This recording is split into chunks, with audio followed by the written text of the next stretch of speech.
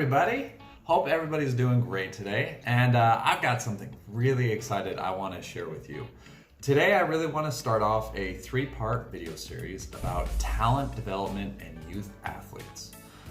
This is something I'm very passionate about, and I have, again, experienced a lot dealing with clients, athletes, coaches, parents, and then what are some other activities that I've used in the past, and then kind of some of the research that I've done to see, okay, what is effective in bringing the most out of our youth athletes, trying to encourage the amount of talent development. This is going to be a 3-part video series, as I just said, and I'm going to break it down to 3 parts. First one is going to be, how do coaches impact talent development? That's going to be number 1. And yes, they do have a very big effect on that. And we're going to go over different coaching styles and also what are the needs that the athlete might have, and then how can a coach cater to those needs. The second video is going to be covering parents. So it might be a little contentious, but ultimately I just want parents to kind of have an idea of, okay, as athletes change, their needs will change as well. So what can they do to be supportive in any way? And the last video is going to be talking nothing but activities. So like I said, hopefully you guys enjoy.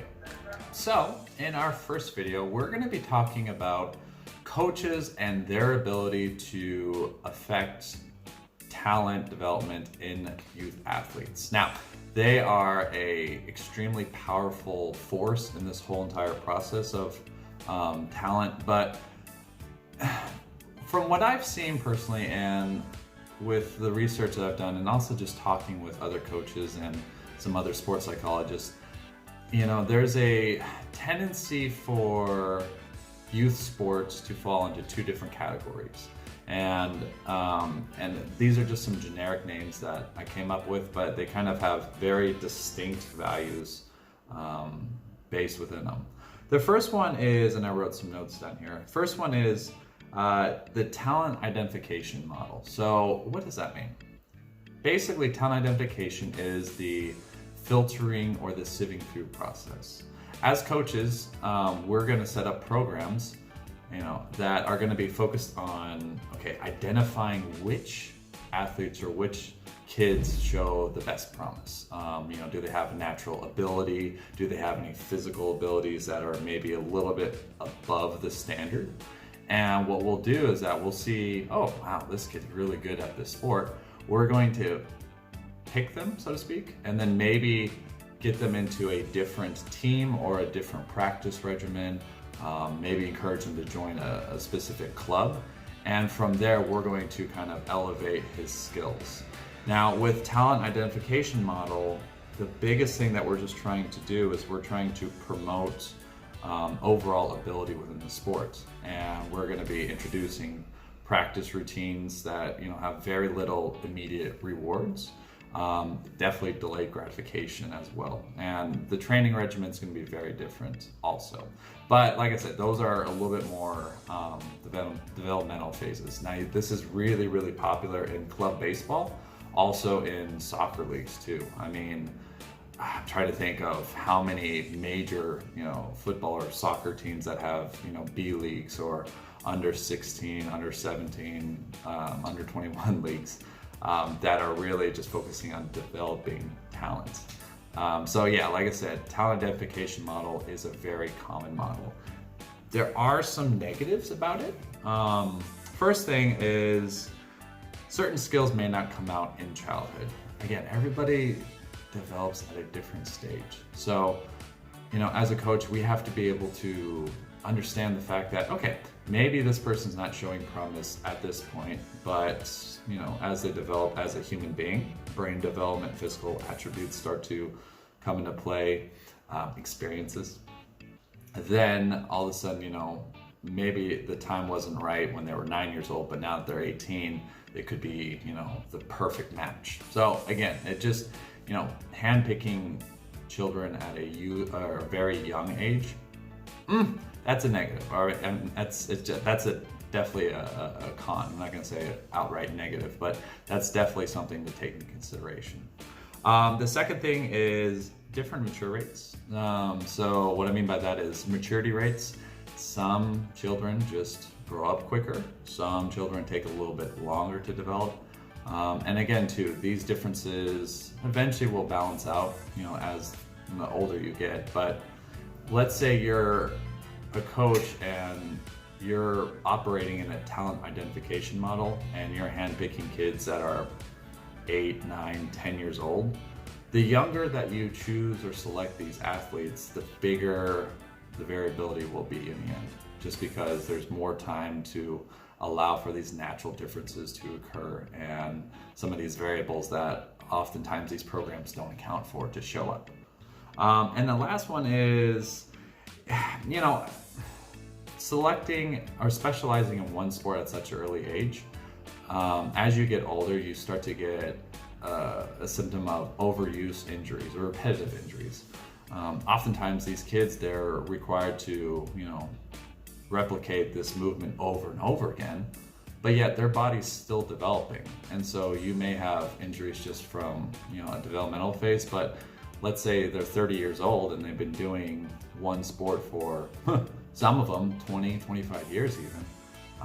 You're gonna start getting some overuse injuries at a pretty early age in life. So that's one thing. And then, sorry, my camera just cut out there. So I was saying that, another negative, overuse injuries. Also too, burnout is a really big aspect of it too. You start a sport early enough and that's all that you know. Chances are when you get the opportunity to have different life experiences, or you make a transition, let's say from high school to college, or even after college into work life, that's when you start seeing a higher amount of dropout rate or even burnout as well. So attrition's really a big thing when you do a talent identification model, especially the earlier you go, the bigger these variables are going to become down the road. So, that's one model.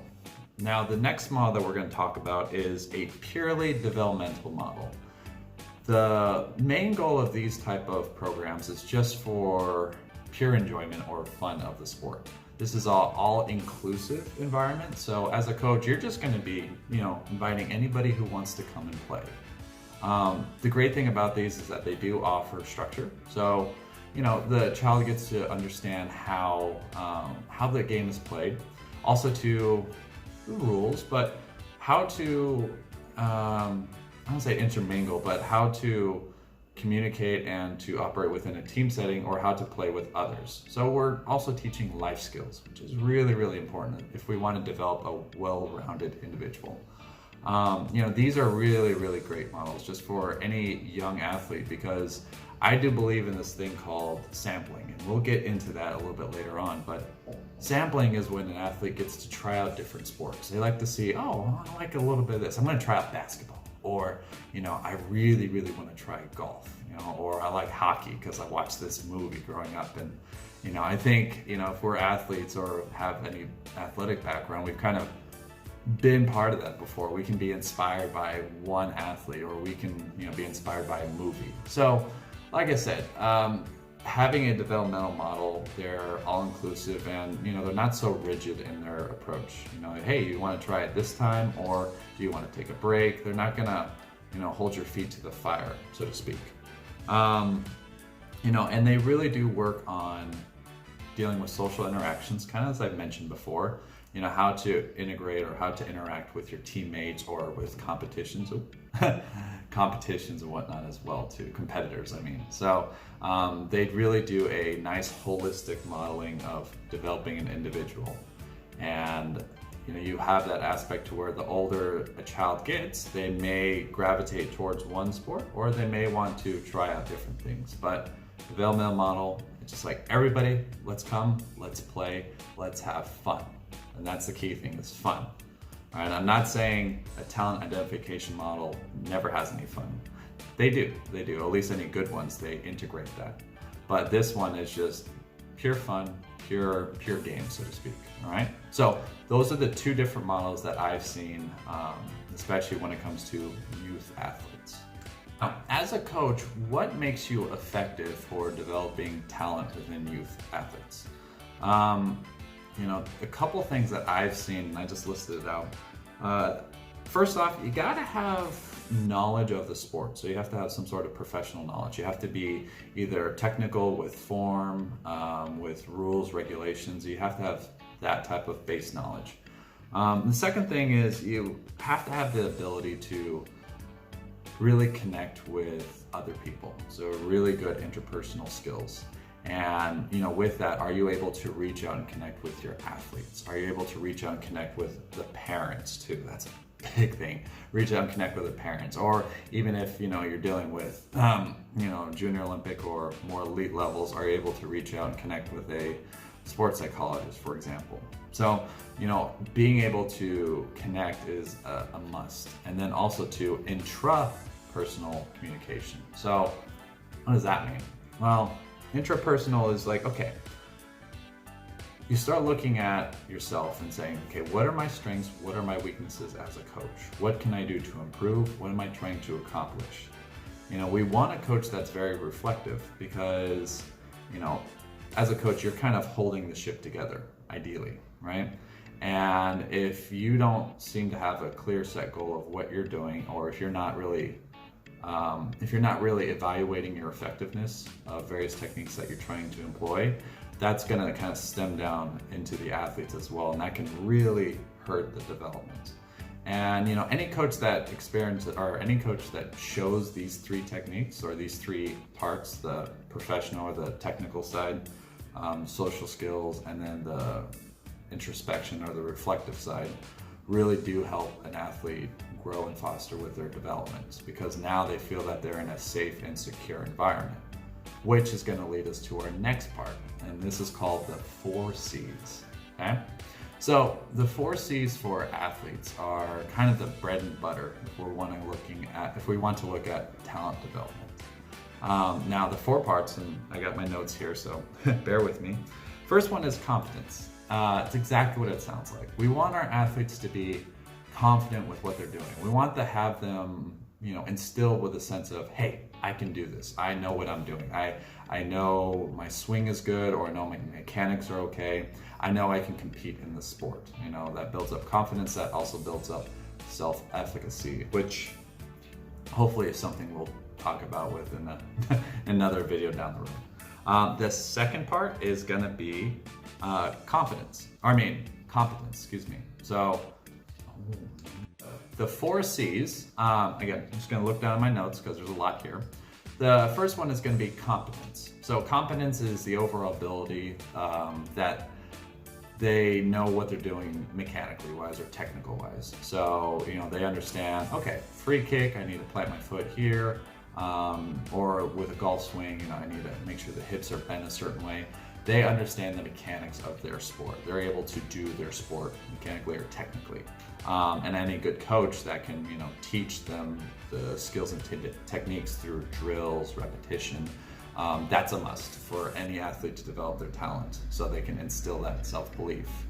Having good competence in your sport will also boost the second part, which is confidence.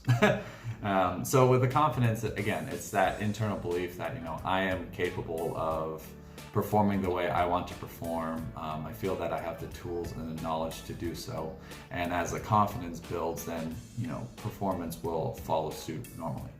The third one is connection. And so it's really important as a coach or a parent that athletes learn to develop a network or learn to develop social skills to connect with their teammates, the coaches, other parents. We want to be able to have these individuals to be well-rounded. And so being able to reach out and build strong relationships within their sport is so critical. And again, that's giving them a sense of self-autonomy, but also support systems. Support structures are very, very important.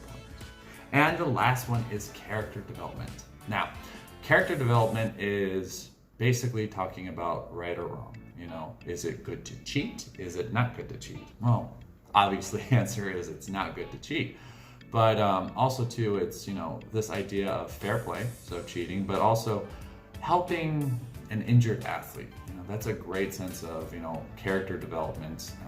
What is the right thing to do? Is it always just a win, win, win, win? No. There's a whole other aspect about it, which, I think that's what makes sports beautiful, is that it kind of gives us a ability to glimpse into life and allow us to change certain things. We can always repeat that result because it's a sports setting, but it's a great analogy for life. And so, like I said, helping out a injured athlete or not cheating versus the opposite, which we've seen in some professional sports like the NFL, to where sometimes they're encouraged to injure another athlete and they get paid for it. That, like the Bounty Gate with New Orleans Saints. So that's going to be a really big conundrum too. But as youth athletes, we want to look at the 4 C's. Okay, so competence, confidence, connection, and character development. Those are the 4 C's that really do help with talent development. Now, after covering the 4 C's, it's really important too that coaches understand that their athletes are developing, they are changing. That's the nature of youth athletes. There's always, it's ever changing, it's never a dull moment, okay? You have both physical change, emotional change, mental change. There's a lot of factors that kind of go into it.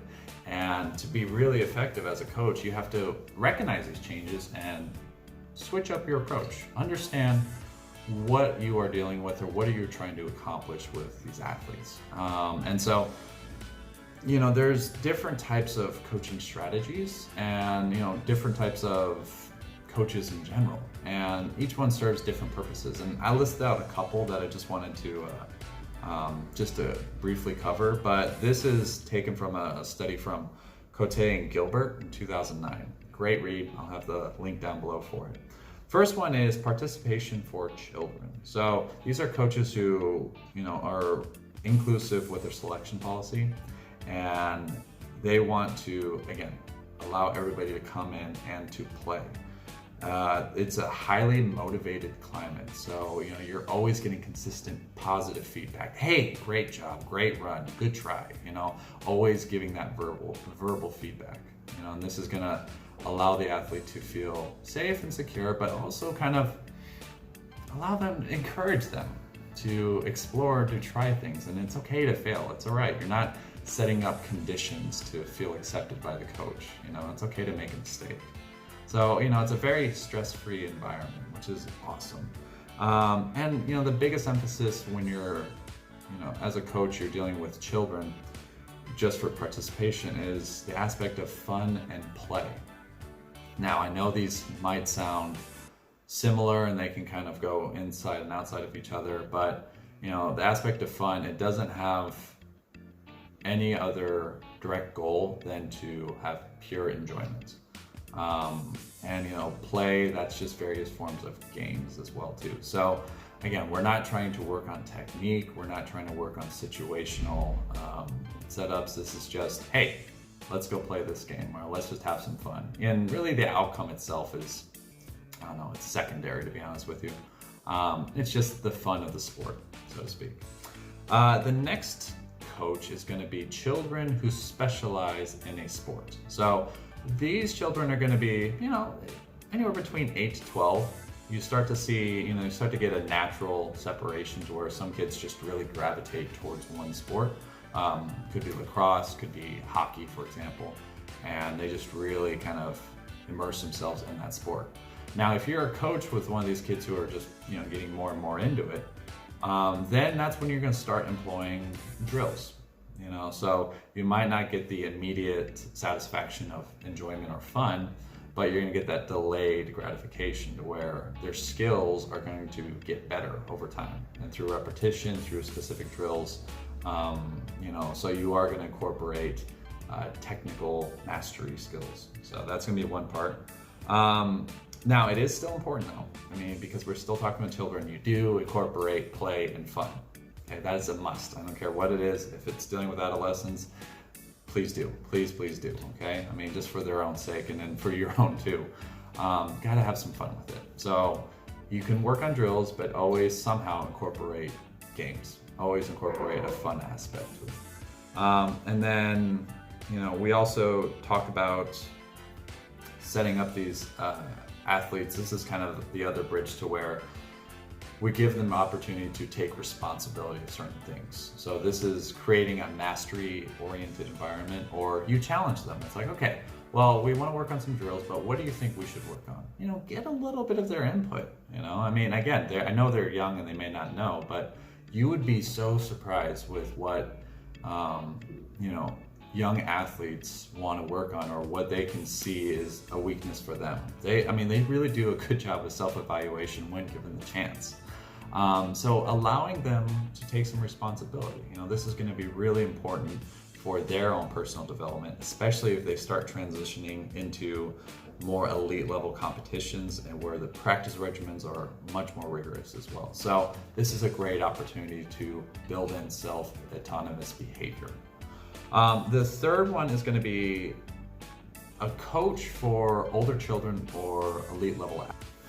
So the third one is going to be coaches that deal with elite level athletes, and like I said, extreme specialization.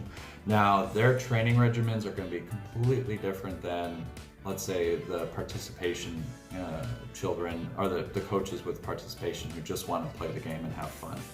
Their training regimens are going to be so focused on deliberate practice, and we'll talk more about that type of practice style. They're working solely on technique, drills, situational environments. They are constantly just practicing, and also too, they're prepping physical and mental skills at this point too. They're really harping on, you know, having an athlete being solely engaged in one thing, and that is that sport. That's that extreme specialization. But as a coach too, if you're working with elite level athletes, you have to allow for rest time for physical and mental, the mental side of it as well. So understanding that, yeah, you're building a rigorous training regimen, but now we need to, you know, also allow for rest periods as well, or else you're just going to get burnout and dropout. So those are big things. And then you also have to prepare for competition. Now, there's various different ways of doing it, but you're kind of fixing the goal orientation into a little bit of an outcome. So let's say you have an athlete who wants to win this specific match and they come to you. Well, okay, now your whole entire approach is, okay, what can we do to get ready for this competition, this tournament, this match? And, you know, we have to be very careful when we're, you know, building up a routine, because again, we need to allow for rest, but we also need to allow for the mental approach of, okay, what are my processes? Okay, I'm not going to be looking immediately for fun. I'm going to say, okay, what can I do to get better to make me ready for this competition in the future? Okay, so again, much more delayed gratification. And this depends on the athlete to see, okay, what do I need to do in order to keep this person mentally fresh, and also to keep them motivated? Because with, you know, elite level athletes, you will get lucky to where you get some that are incredibly self-motivated, and, you know, you just say, okay, go this direction, and they just go. Others, you kind of need to, you know, use the carrots and sticks approach, which is kind of funny, but motivation is going to be a really big factor too, because now we're having delayed gratification. Not everything is all about fun and enjoyment. So something just to take notice of, okay? I'm not saying that it's going to be one rigid rule. We have to be flexible, but be very cognizant of that if you're a coach of that sort of thing. Also, the last thing that I just wrote down here, we have to provide opportunities, or at least talk about different options after the sport, or career shifts. So let's say you're dealing with college level athletes or high school athletes who are going into college. You know, what does the transition look like from one stage to the next? Oftentimes I really think that coaches, I won't say drop the ball, but they really don't follow through with this. You know, because there's a lot of unknowns. But remember too, as a coach, chances are you're probably going to be a little bit older than your athlete. And so start talking about some life experiences and say, okay, if you want to keep on doing this, well, these are some of the things that you have to take into account. You know, so again, we're dealing with different levels of detail, but also too, we're dealing with this curve of, you know, wanting to be, you know, gain mastery through repetition and drilling versus a level of enjoyment. And so it's kind of that weird dichotomy. But as a coach, you have to be able to identify, okay, which one am I, and what athlete is, what's the goal of the athlete, and how do I need to approach that? And the last one, and this is just kind of a side note, but it's kind of a coach who coaches adults for fun. So kind of like a softball league party, or you technically a coach, but it's mainly just pure fun and enjoyment. Any drills that you have comes from just playing a game. There's no specific drills, you're just playing. A lot of these people are either ex-players themselves, or just looking for a good time. So they're going to have a lot of the same characteristics as participation or children just wanting to get participated in a sport.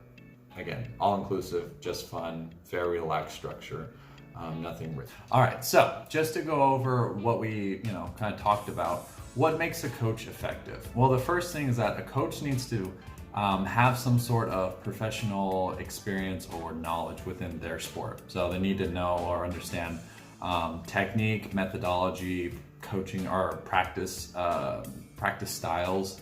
Also understand the ins and outs of the sport that they are coaching, essentially.